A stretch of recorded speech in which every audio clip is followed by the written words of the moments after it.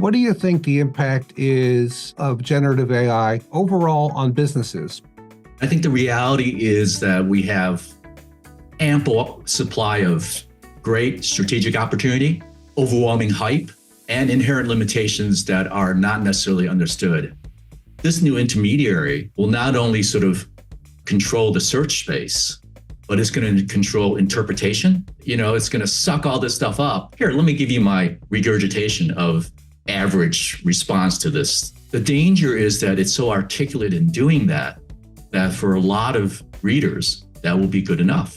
In our latest Everything Thought Leadership interview, I talked to Chunka Mui. Chunka had come to CSC Index from Andersen Consulting, which later became Accenture back in 2000. He left CSC Index in the mid-90s to join a startup consulting firm in Chicago called Diamond Technology Partners.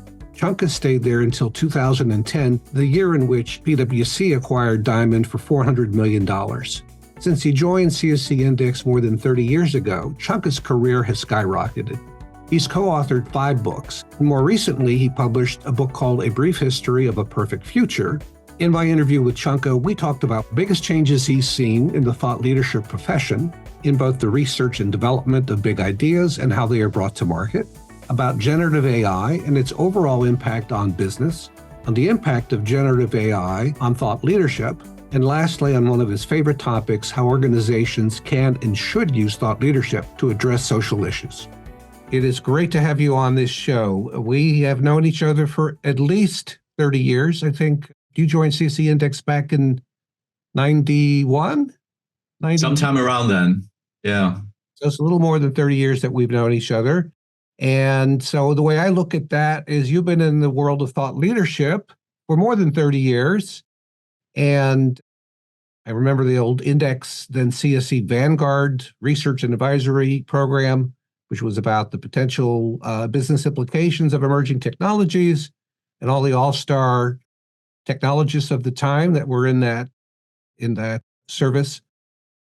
You've co-authored 5 books, including several bestsellers, and you've been a frequent speaker on technology-fueled innovation. And if we take a step back from all that, what do you think are the biggest changes you've seen in how people like you research and develop your ideas, and then the changes in how you present them? Well, thanks, Bob. I'll claim to be in the business of thinking. Leadership, I'll let other people sort of evaluate that. I think it's been an up and down experience. But yeah, looking back on the last 30 years or so, I think there are 2 sort of drivers to the kinds of stuff that we've done.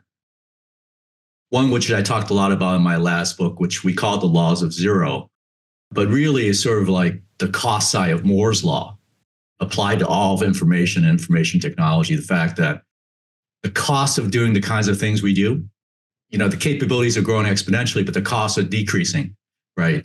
So the cost of research, the cost of publishing, the cost of amplification, the cost of spreading, getting that information out there has dropped precipitously.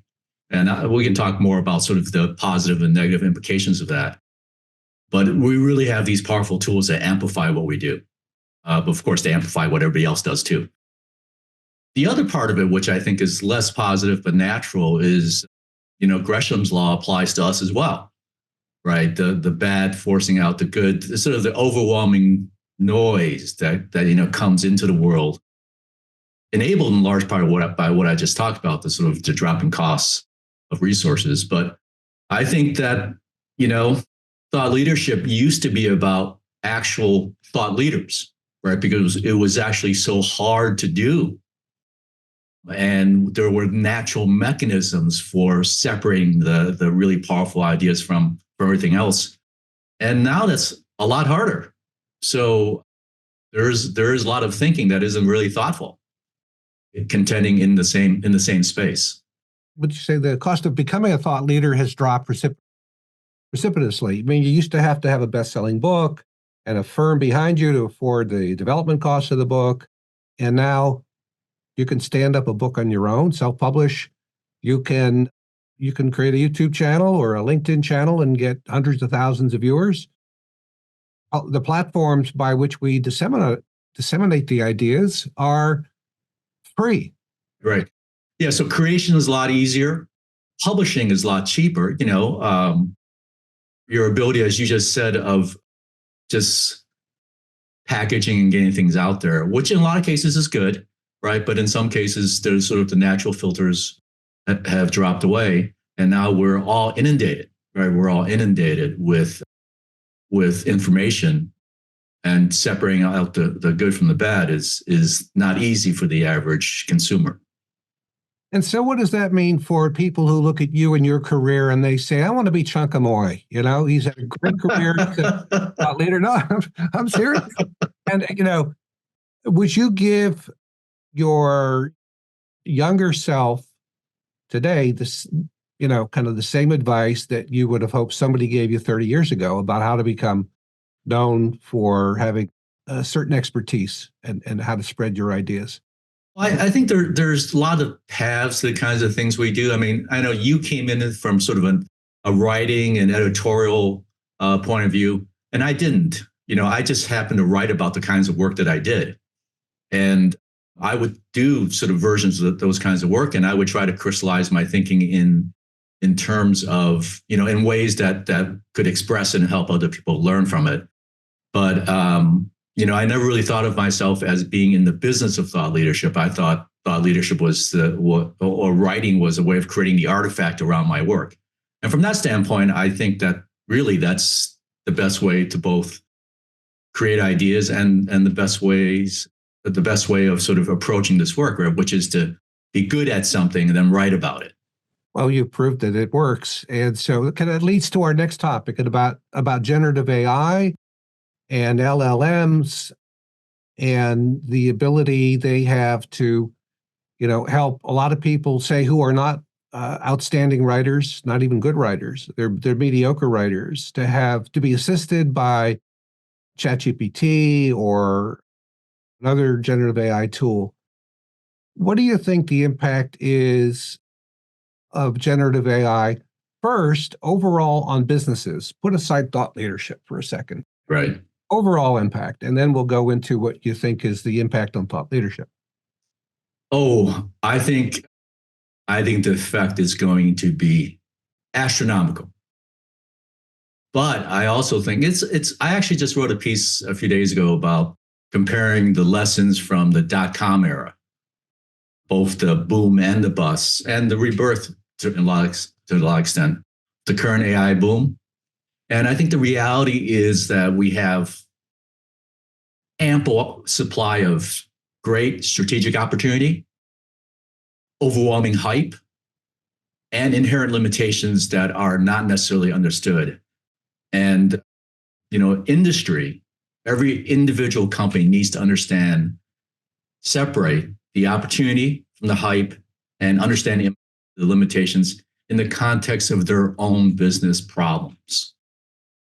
So it's the kind of broad horizontal set of technologies that don't have one answer for everybody and don't have one sort of calculus for everybody in terms of good, bad, or indifference. You really, really have to dive deeply into what it means for you. So within that, of course, is lots of opportunity. But one of the things I noted in my article was that if you look at the boom and the bust, just in those first few years and the kind of companies that are created, and there's a short list of companies that are worth trillions of dollars today. We also lost about $8 trillion from the peak of the boom to the bust, right? So it's not all good and it's not all bad. So the question is, what is it going to be for you? And that has, of course, have implications on thought leadership, not just on thought leadership as a profession or an industry, but its role for its customers, its consumers. Yeah. So there are more dead startups from the 90s than there are thriving startups from the 90s, right? Well, there's always more dead startups and thriving startups in any time, right? That's the whole nature of startups. But there's value creation and there's value loss. I think what happens in these periods of exuberance is that the opportunities for massive value creation go up along with the risks. Right. That's why we call it beta. It's risk, and higher risk creates higher opportunity for returns. Yeah. And I read your article. I thought it was great. And so would you then say there are a lot of people that are going to be jumping into generative AI and they're going to use it to make a lot of money and to make a lot of business process improvements? And there are a whole bunch of folks who are going to use it and wind up squandering billions of dollars on. True. Both will be true. And the question is, even the people who have the best understanding of it, there's no guarantee for success. But the people who walk into it without deep understanding are going to fail. So you can't guarantee success, but here you can sort of guarantee failure by doing the wrong things. And my friend David Pottruck, who used to be CEO of Schwab, and in one of his books talked about the difference between noble failures and what else you would call the other ones, the stupid failures. And the noble failures are the ones where you do everything right. You do all your analysis, you plan well, you execute well, and then the market still decides. The kind of failures you want to avoid are the ones where you should have spotted the easy weaknesses beforehand. And there's a lot of opportunity right now. And I think the other thing that relates very specifically to thought leaders and how we project it is, do we give that level analysis of the good, bad, and the ugly about this boom period? Or do we ride on the wave of, essentially enthusiasm and booster the opportunities without, really helping people understand the flaws? So it's easy, would you say it's easy to get caught up in the hype? And if you get caught up in the hype, you begin to not look at the downside, the potential downside, and where this could be a waste of time and a waste of money. Yeah. And the other thing I think it's important to remember, I know since you're really sort of speaking to an audience oftentimes of corporate executives, is that the risk reward ratio and the investment profile for venture capital is very different than for corporate, in the corporation. I mean, a VC will invest in 100 and hope that 2 or 3 will, overwhelm the losses in the others and expect it to be that case. But you don't have the same portfolio kind of approach in a corporate organization. So the thing that bugs me the most in these kinds of times is when somebody says, look at all the VC money going into this field. Well, you got to remember that those really smart venture capitalists know that 90% of those investments is going to fail. Do you have that opportunity as a corporate innovator? No, you don't. So you got to be much more judicious. And the people who hold out, venture capital flows, the rationalization for corporate investments, are either fooling us, or trying to fool us, or fooling themselves. Yeah, one or two failures in a corporation could mean the end of somebody's career, basically. It's absolutely, and that shouldn't be the case. And that's actually now why I'm saying this. Yeah. I think that the corporate innovation only gets so many chances, and you still have to expect some failure there. But we're not talking, 98 out of 100 failures. So that's why, it's a different ballgame. Okay, let's talk about the impact of generative AI on this field of thought leadership. What have you thought about this? How this could impact the way content is researched, developed, delivered to the marketplace, the way users, readers, viewers use it? What are your thoughts on the impact of this stuff on thought leadership? Oh, I think that it's important in all these cases to first ask the question of how might it change reader or consumer behavior and preferences? I think one of the things we're looking at here is a new intermediary. And I think that LLMs, because of the nature of what they work on and what they do, will have an impact on thought leadership that's greater than what Google News did to the newspaper industry, right? You essentially have a new intermediary that's going to manage or adjudicate who gets attention and who doesn't, and change the economics of who extracts value from that content. Something that Chunka mentioned earlier is something I've overlooked in the past. It's that the barriers to creating thoughtful ideas and getting them into the marketplace have essentially vanished over the years. When I entered the thought leadership profession in 1987, the cost of publishing were high. The printing and mailing costs were sizable. Publishing a management book with a traditional book publishing house was difficult. You had to be somewhat famous for your idea, or your company had to guarantee the publishing company that it wouldn't lose money on the book. And getting publicity required hiring a big PR firm. All this, of course, is no longer the case. Many thought leaders control their marketing, and some have built up hundreds of thousands or even millions of followers. But here you're going to have an even more sort of potentially harming effect, that this new intermediary will not only sort of control the search space, but it's going to control interpretation, and it's going to do its own creation. So it's going to suck all this stuff up, and the first instance will be to tell the user, well, here's generally how to think about it. It won't be to say, oh, go read this, that, or the other thing, or even what this, that, or the other, outlet said about it. It's like, here, let me give you my regurgitation of, the average response to this thing. And the danger is that it's so articulate in doing that for a lot of readers, that will be good enough. So there's no need to go to, the equivalent of the New York Times or the equivalent of the Washington Post or the equivalent of anything else. It will have its own sort of product for you naturally. That's what it does. So as a content creator, you have this problem of, well, somebody else is going to create content that's almost as good or sometimes better than yours. It's going to do it in a way that, there are no punctuation errors and there's no grammar flaws. It's going to sound good. Or it might just misinterpret what you said and tell the reader that, this outlet said this, whereas you didn't. So you have all these problems of somebody else, this 800-pound gorilla sitting between, no matter how big you are, right? No matter what top tier professional services firm you are or whatever, you're going to have this more massive gorilla sitting between you and your customers. So just trying to imagine this. So instead of saying, well, what on this issue of whatever it is, digital strategy for telecommunication companies, instead of type, I want to see what McKinsey has to say about this. I'm going to go to the McKinsey site, or I'm going to go to Bain. Instead of doing that with generative AI, we'll type into ChatGPT, what's the best thinking on the impact of digital technology on telecom, right? Absolutely. And comes the answer, and maybe McKinsey's mentioned, maybe Bain, maybe Accenture, maybe whomever, or maybe not. And it comes up with its own answer.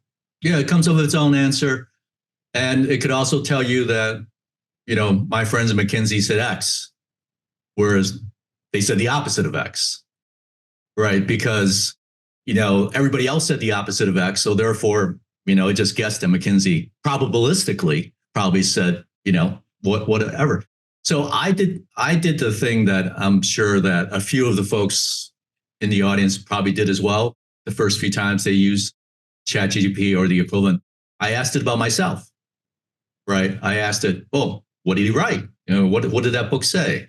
And I was amazed because I found out later my books were in its training set.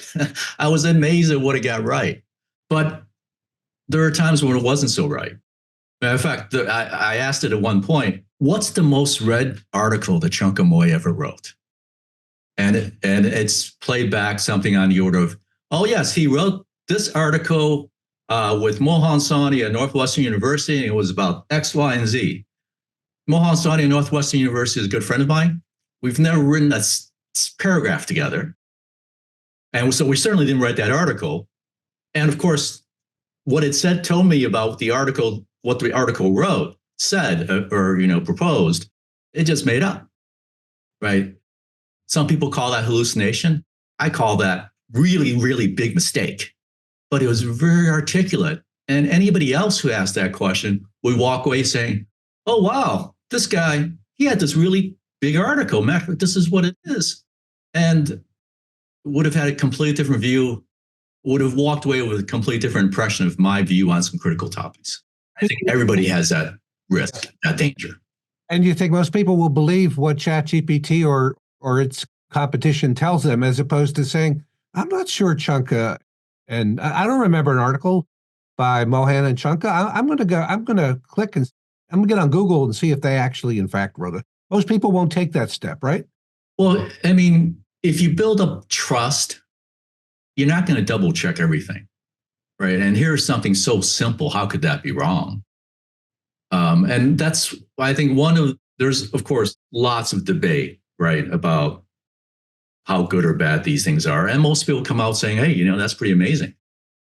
But one of the things we all have to keep in mind is that this set of AI tools, unlike other kinds of AI tools, have no notion of semantics, or it has no notion of right or wrong. It just has, okay, probabilistically, what if the most, not people, but what's the most information point me to as the likely answer to this question? Okay, now, I'm far from being a software expert, very far. But here, from what I've read about this notion of probability and generative AI from AI experts, it's this. Generative AI programs are fed enormous amounts of text, documents, books, and so forth, all of which can be found on the internet. Their large language models are trained to spot patterns in language. For example, what word is likely to come after a certain word? However, what Chunka's pointing to is that the technology doesn't really understand if some text is true or is a bunch of lies. Large language models don't understand the topics they've been asked about and spout off on. One expert who seems to know about this is a Carnegie Mellon professor named Raed Ghani. Check him out online. So, one of the impacts of the laws of zero is that some startup can afford to take all of the internet and everything we know and compress it into this data set. It cost them $1 billion, or depending on how you count. But 10 years ago, it would have cost them $100 billion. So impossible to do. In 5 years, it will cost, I don't know, $10 billion. And in 15 years, it will cost as much as your Starbucks latte, which is really powerful, but still has no notion of right or wrong or true or false or semantic common sense. Some of those problems will be solved. But if you're in a business of thought leadership, nuances matter. And we can talk more about it, but one of the things that I've been working on, as a writer, is to think about, well, how do I sort of go up the stack and get involved in the interpretation of what I write so that people can go to a large language model and actually be able to get what I want them to get from my work, which is unfortunately not an easy task.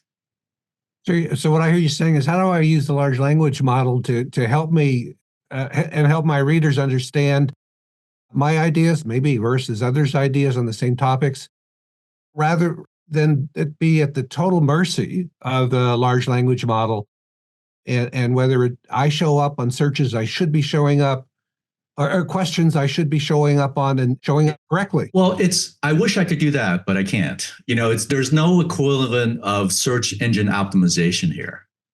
But there is the opportunity for me to say to a reader, and this is now in the App Store, the ChatGPT App Store, a GPT that essentially is a guide to my, in this case, just one book, so that you can ask it questions about my book.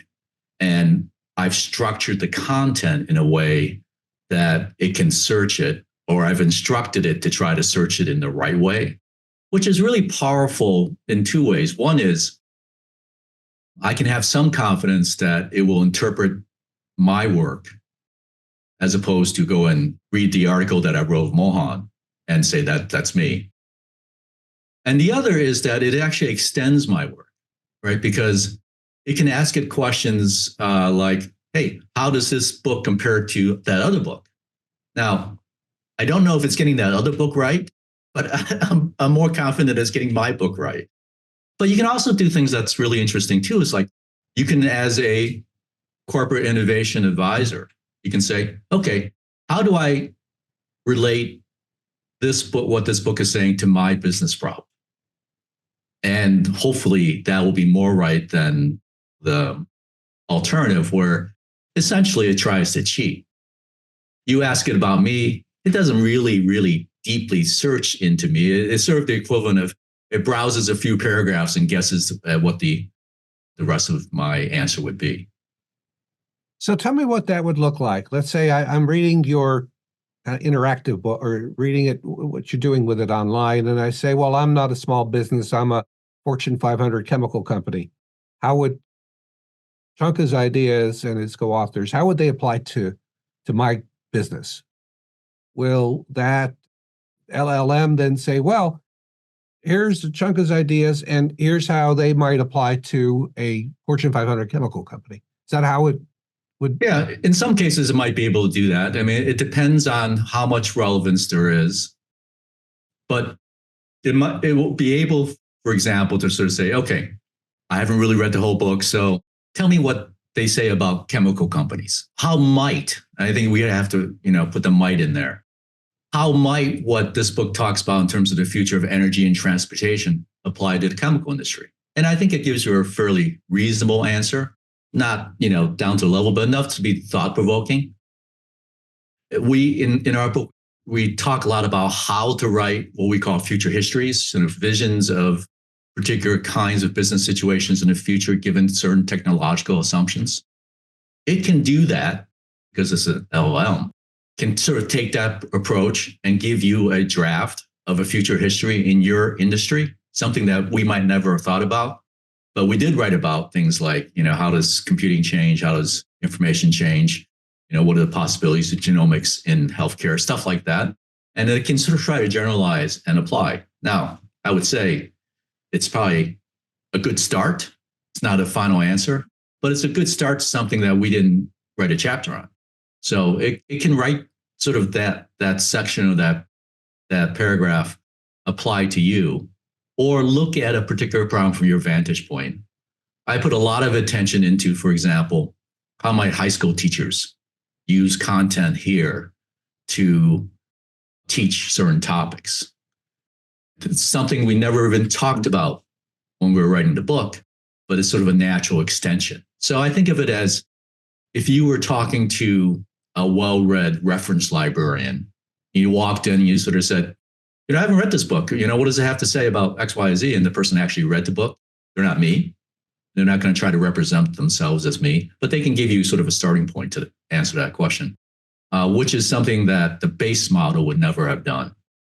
And I think over time that in the same way that when we write a book, we write author guides, we do book club kinds of material, we do audiobooks, we do videos. I mean, this is sort of a natural extension of the next stage of work that you do after you write a book. So do you look at it as a tool in which a thought leader who's published a book or a big research study or a big article, white paper, can get into eventually a more interactive discussion with a prospective client who says, well, I love the ChatGPT version of this book and it helped me, maybe it's not as good as being right in front of the authors, but it's better than just reading a book and wondering what they think about, this and this. Yeah, absolutely. People have been talking for a very long time about active books, books that are just not sort of words on paper, but how can you sort of go into them in different modes? I think this is another sort of, it's an exciting sort of step in that direction. And it's a way of understanding, drawing out the thinking of the authors and the research team in a way that you can't all pile into the book, right? So the way that you approach doing something like this is you start asking yourself all these questions, right? What's this book really about? All the kind of questions, for example, a great interviewer like you might ask an author. You try to make those explicit and you try to train the model in those, that larger set of point of views about this work so it can interpret the work in a better way, which I think could be really powerful. Still an unsolved problem, not solved completely, but I think a natural next step for crystallizing thinking.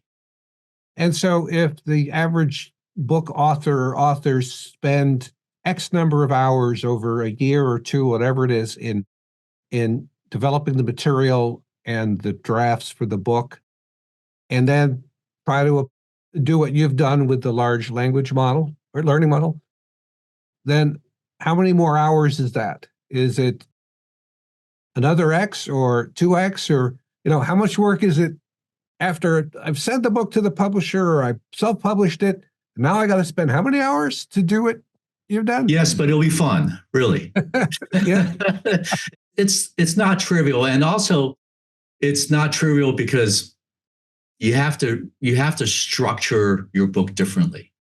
But the worst thing to do, and you can do this for free, the worst thing to do is essentially to upload a document and start asking questions about it, right? Because I guarantee you, if it's your document, you will be very disappointed by the answers to your questions. Somebody else might be fooled, but if you sweated, right, in creating those ideas, and you worried about the outline and the structure and the logic and all that kind of stuff, you'll be very disappointed in the capabilities today. The consumer may not be as disappointed because they haven't read it, and the answer will seem very articulate. And that's the problem we have here. We have the ability to be very articulate, but not the ability to be sure that's the right answer. So is what you're doing to be done after the ideas in a book have been developed and written, and you say, this is it, we're ready to publish, whether digitally or in print or both, and then we're going to do all this stuff that you've been working on. Is that the right order of things or not? No, I think what you want to do is you want to capture the thinking. Ideally, you want to capture the thinking. I've never had a ghostwriter on any of my books, but I would imagine it's the kind of question a ghostwriter would ask you, right? To really understand what you're thinking and then decide how to do that. Even things as straightforward as, what's your motivation here? What are you trying to get across? Those are the kinds of questions that a good editor or writer will try to tease out of an author. And that's the kind of stuff you want to sort of imbue into a model that explains your book. One of the things I did was I went and created a list of 200 questions that people might ask about the book, depending on sort of their roles. And then I said, well, can I actually answer that from the content? If I could answer that from the content, where would it be? And if I can't, how do I put that into the model? And a lot of stuff you have to put that in the model. And then, I have the advantage that I started off as a programmer. I worked at the AI lab at MIT. So for those of you who understand these words, I structured the content not as a book, but as a semantic model, right? With the linkages between concepts and things of that sort, which is what, if you were actually building a knowledge base model, you would do. And we know how to do that, from decades of work in AI, but it's not a PDF. But you have an advantage that the average thought leader, I would argue, doesn't have, which is, technology, programming, right? The average thought leader wouldn't know how to write a line of code. Yeah. Well, it's just another tool in our tool bag now as part of the work. And of course, you can hire a programmer. It's okay. And we don't all have to do everything. But part of that team of structuring knowledge in the same way that you would hire an editor, in the same way you would hire a book designer, and all those people are part of the team. We have copywriters, we have marketing people. The team around thought leadership is a lot more than writing. Absolutely.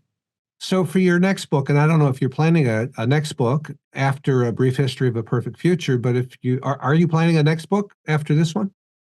I'm still trying to shake off the effects of the last one, but yeah, sometime down the road there will be. So it sounds to me you're gonna approach the development of that book differently, right? With generative AI as a tool. Would that be fair to say? I don't know if it's as grandiose as that. I think the real question is, what's my goal for writing the book and what do I want to write about? And how then does this tool impact that? Now, I think that I'll think about the process in a way that I can capture the kinds of learnings that I just described to you. But the real question for me, and I think the real question for all of your clients and the folks watching this is, how does this kind of technology impact the objectives that we have, right, as organizations. And I think one of the things that I hope everybody starts thinking about is that we have more and more powerful tools. How does that allow us to solve bigger and more important problems?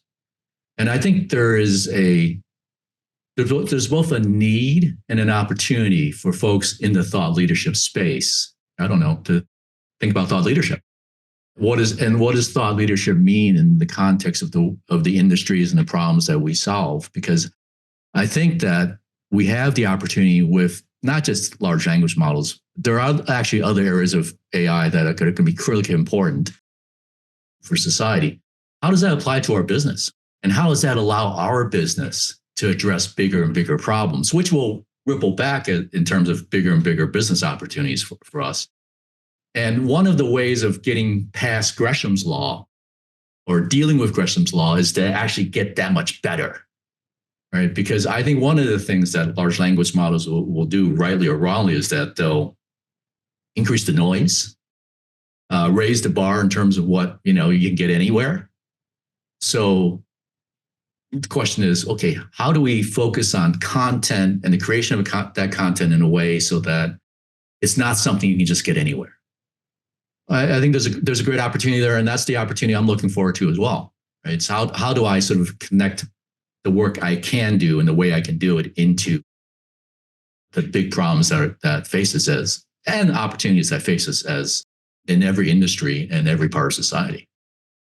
Let's talk about the last thing that we talked about, last topic here, which is about the role of thought leadership in organizations and larger society in which those organizations have to operate, and especially thought leadership topics that are at this intersection that you love, which is competitive advantage for an organization, the purpose of organizations, why are they in business, and societal purpose. Say more about the role of thought leadership and how that might be involved. I think thought leadership is synonymous with what are the drivers of innovation in the organization and in its client base. So how do you push the natural momentum towards faster, better, cheaper, and what you're doing already to new ideas, new opportunities? When I was head of innovation at various firms a long time ago, my goal wasn't marketing was often something that reported to me. I never reported to marketing. Right? Marketing, I think, is a consequence of thought leadership. Thought leadership isn't to serve marketing.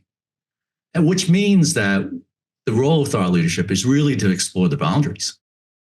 Not how do I package something to sell what I'm selling today, but how do I push the organization? And I always thought of myself as having two markets, right? The external market, which actually usually was more in tune to asking for, okay, what is that big idea? What's that next thing? And the internal market, which sort of said, "Oh, I'm doing what I'm doing. Don't bother me. Just go sell what I'm trying to do."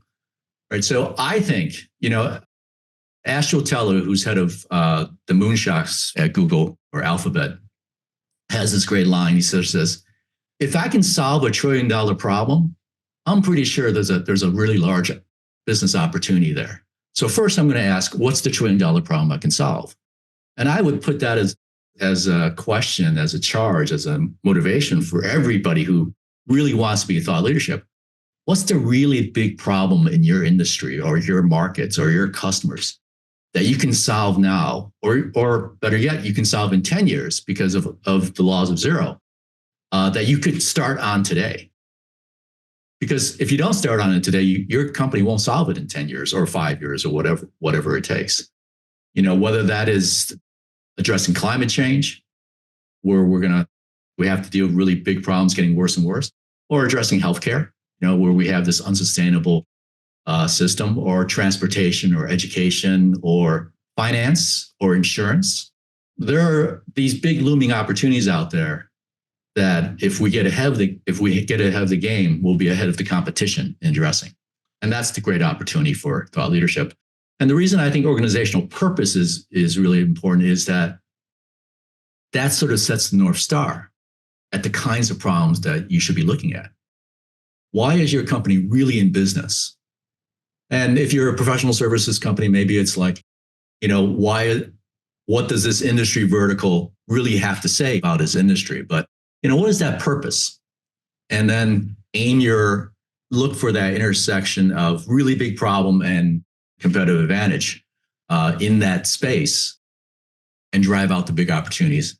And then ask the question, what's the thought leadership content that will bring that to the surface? Fascinated by what you say. I touched on this in my book, in which, and it really should have been the biggest chapter in the book, and it was the smallest chapter, because I knew the least about it, which was have the model of thought leadership, research, and content feeds marketing. We all know that game at, Accenture and Index and many other firms and Diamond consulting firms, they know that game, right? But it also needs to feed, thought leadership needs to feed service innovation, the delivery of new services and the enhancements of existing services. And what I said in that chapter is, I see a lot of examples of feeding demand creation. I see very few examples of feeding the supply of new and improved services. Yeah. Well, as we know, new supply creates new demand. So that you have to serve both. And thought leadership, I think, is paramount to innovation, which is paramount to long-term revenue generation. What do you think are the institutional barriers to that? I mean, if somebody said, Chunka, we're a $10 billion consulting firm and we do some digital consulting, but we really want to leverage thought leadership. And so we're going to give you 2% of revenue to set up a thought leadership research and development function. And you're going to feed content to marketing. And what would you suggest to that company they do to connect you to service innovation, to the development of new consulting services and the improvement of existing ones, based on the thoughts that are coming out of your thought leadership R&D engine? I would, put it really simply. The job of thought leadership is to take that $10 billion book of business and ask yourself the question of, well, in a normal competitive environment, some percentage of that is going to drift away because of competition, because of price, because of whatever. And that $10 billion current book of business in 5 years is going to be $6 billion. But in 5 years, you want to be a $15 billion company. So where are you going to get the $9 billion? And thought leadership is, pointing us at where that $9 billion might come from and giving us some credentials to compete for. So in that way, thought leadership is kind of service innovation, service R&D. It's the R&D for new services. Yes, if you're a service organization, it's service innovation. If you're a product organization, it's product innovation. Thought leadership is innovation, and it's long-term innovation. It's not just about optimizing the existing business. It's about creating a new business. What did Peter Drucker say? There are only two things that are important in companies. One is marketing, and the other one is innovation. And they're not the same. Know of any best practice companies that are good at using thought leadership, not just to create demand, but also for service innovation? Any favorites in your mind? Bob, all your clients are best practice companies. I think they have to ask themselves, are they doing what we just described and what you rightly just described? And where's the power center? The power center is the wrong word. Where's the value system in the organization about thought leadership? And we all know, right? Every organization has some balance between marketing versus innovation, and where does it tilt, and how much do you lean one way or the other? And I'm not arguing that either is bad, but what's the portfolio? What's the portfolio allocation, and is enough? I think about innovation in the context of portfolio management. Innovation is the investment in the options, in the future options. It's about figuring out sort of the range of things that might be new and making sure you have enough small bets in any of them so that you advance the ball in learning about what they are and in developing new ones. So that's where the opportunity is in all of these firms, because the natural tendency is to move towards regress towards the mean, invest in today. And you have to have leadership that sort of says, yeah, I'm going to invest mostly in today, but I'm going to make sure there's enough in tomorrow.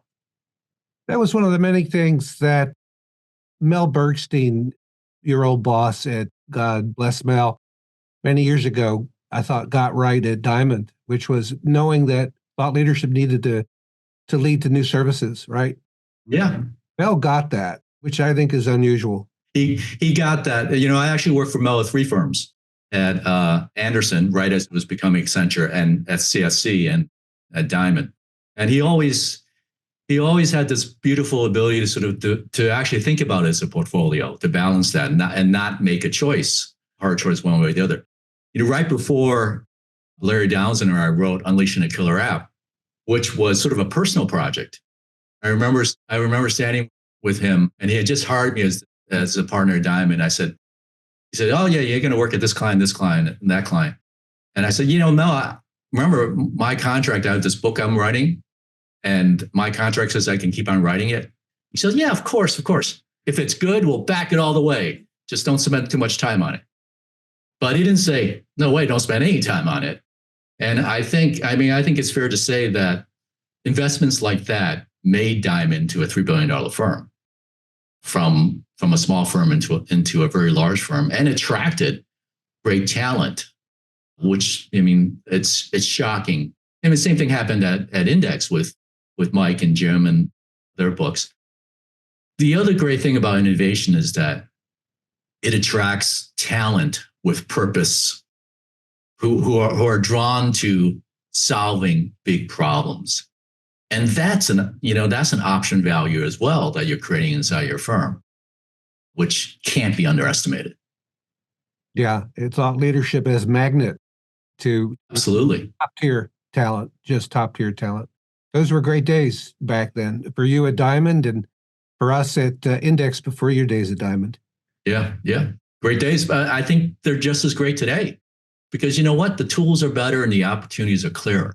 Well, Chunka, thanks so much for your wisdom and your time. And I could talk to you all morning and afternoon about this stuff, even just revisiting our old days in Cambridge, Massachusetts. Great. Well, thank you for having me, Bob. Thanks for everything you're doing.